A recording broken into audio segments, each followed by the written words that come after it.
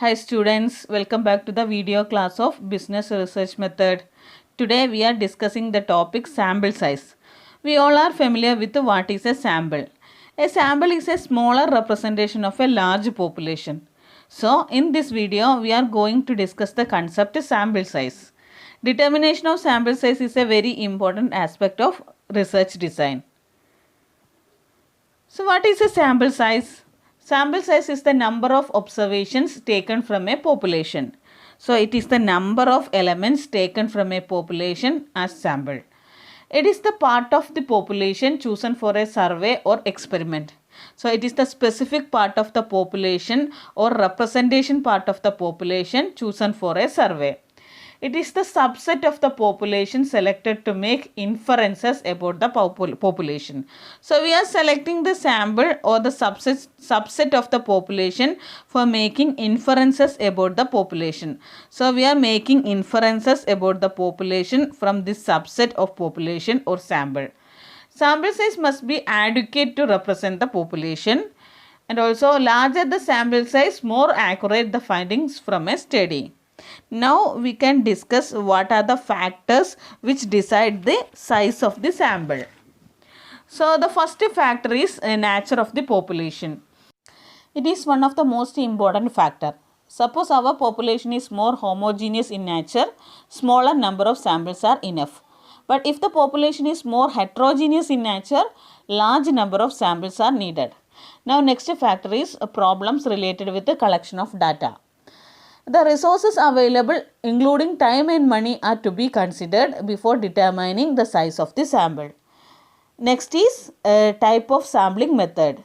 Based on the type of sampling method, sample size may be different.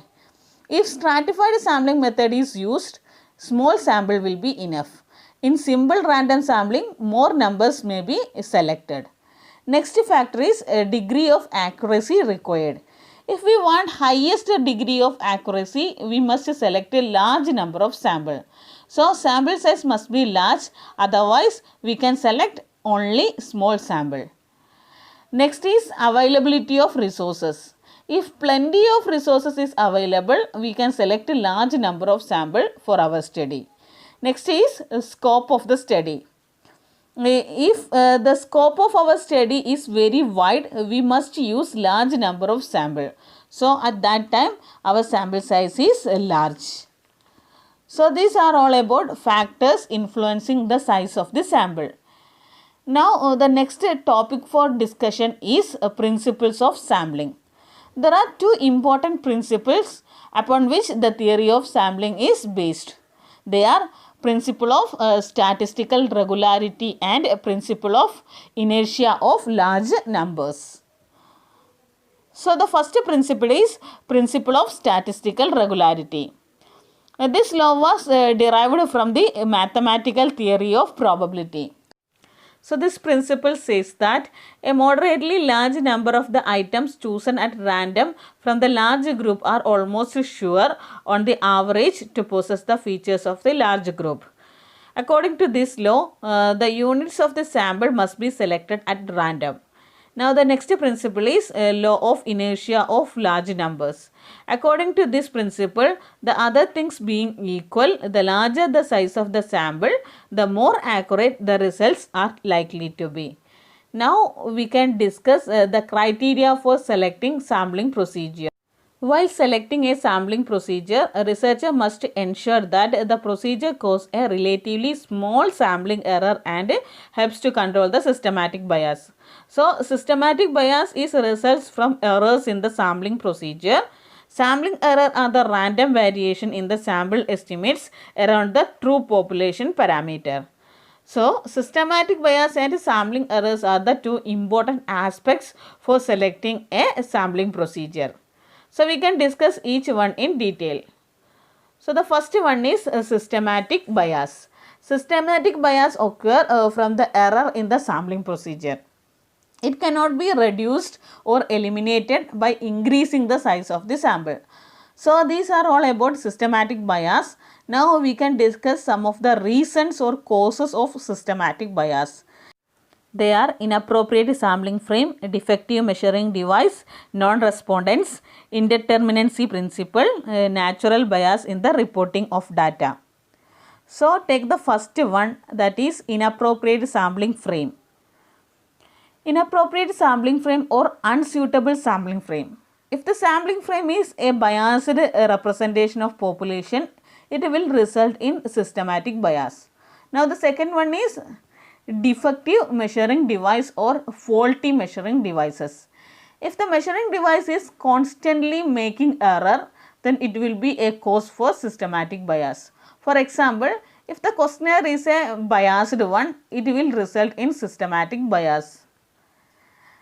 Next one is non-respondence. If we are unable to sample all individuals included in the sample, there may be the chance of occurring systematic bias.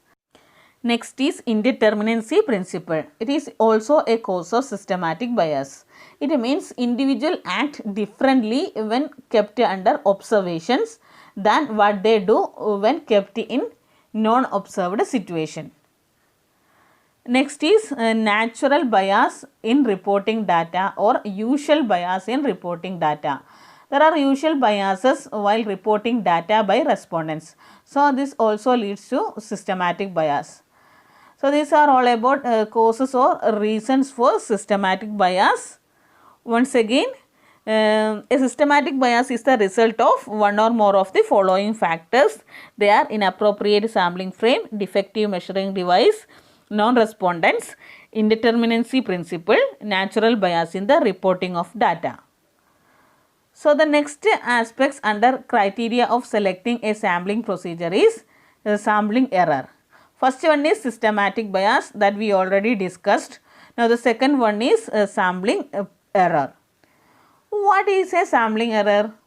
The error which arises due to the use of sampling surveys are known as sampling error.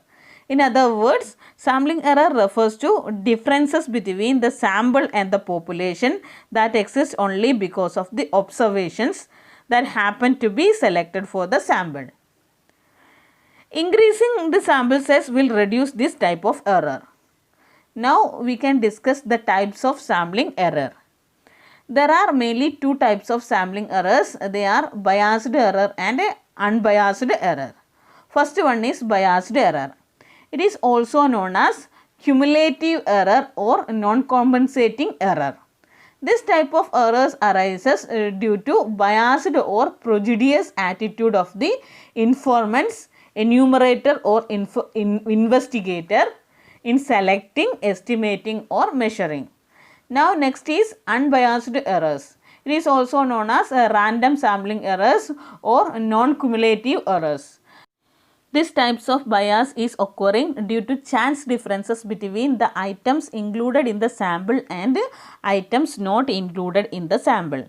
Now we can discuss what are the reasons or causes of bias.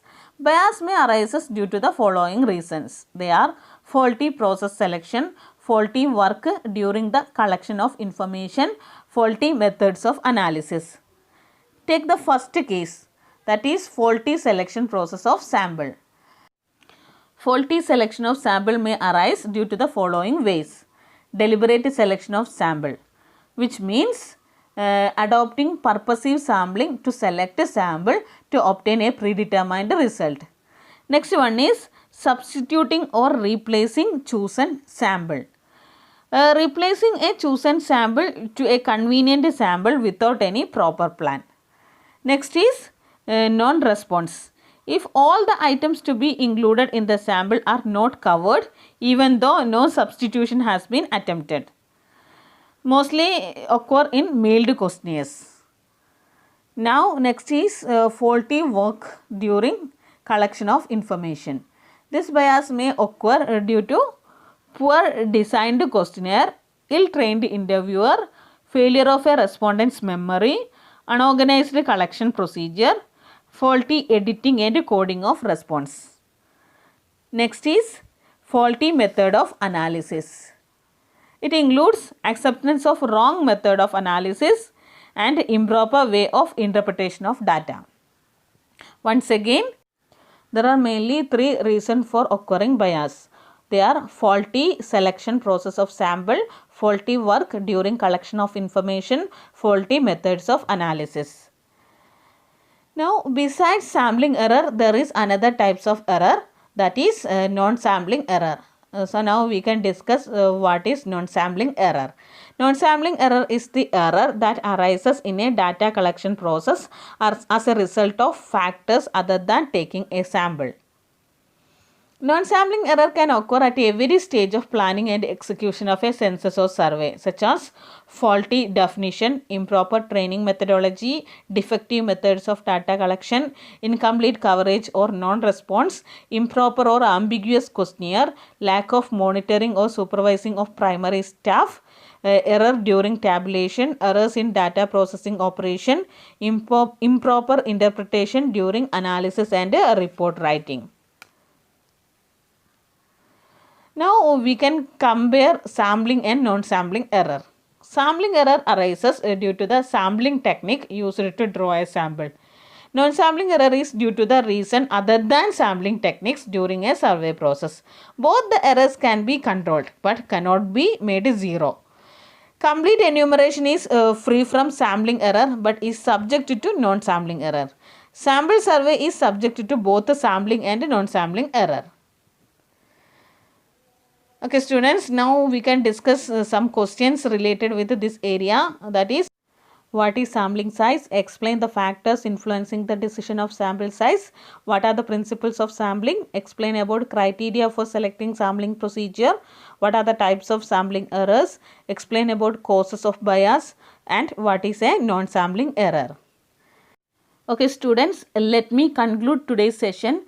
Today we discuss what is sample size, factors influencing the decision of sampling size, principles of sampling, criteria of selecting sampling procedure, types of sampling errors, causes of bias, etc.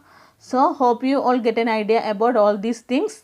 So now we can wind up today's session. We can meet in our next class. Till then, bye. Take care.